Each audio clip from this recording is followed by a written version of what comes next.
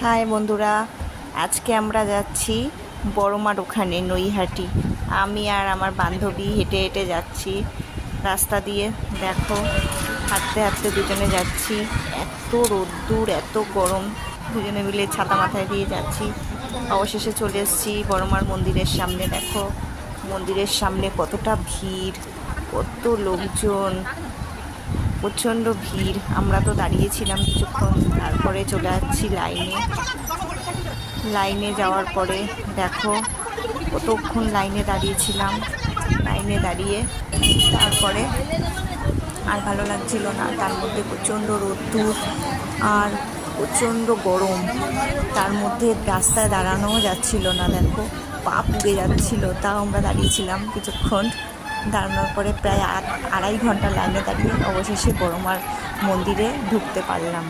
তারপর সেখানে